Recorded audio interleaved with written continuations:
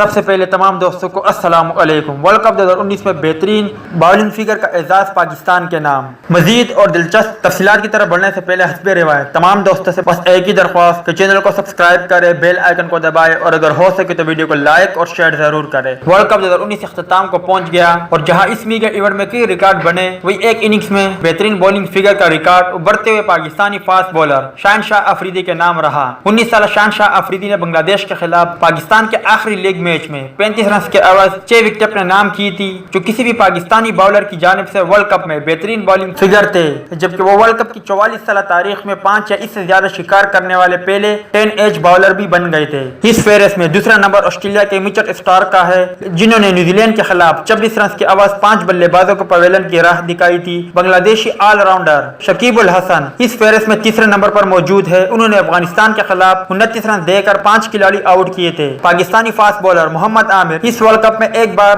اپنی پرانی فارم میں نظر آئے۔ انہوں نے عالمی چیمپئن آسٹریلیا کے خلاف 30 رنز کے عوض 5 شکار کر کے اس فہرست میں چوتھی پوزیشن سنبھالی۔ Kiwi all rounder Jimmy Neesham نے افغانستان کے خلاف 31 رنز کے عوض 5 کھلاڑیوں کو پویلین بھیج کر اس فہرست میں 5ویں پوزیشن اپنے نام کی۔ تو دوست یہ تھی ورلڈ کپ 2019 میں بہترین بالنگ فگر کرنے والے باؤلرز کے حوالے سے کچھ اپڈیٹ۔ امید کرتا ہوں آپ کو پسند آئی ہوگی۔ اس اپڈیٹ کے متعلق اپنی رائے کا اظہار کمنٹس باکس میں ضرور دیں۔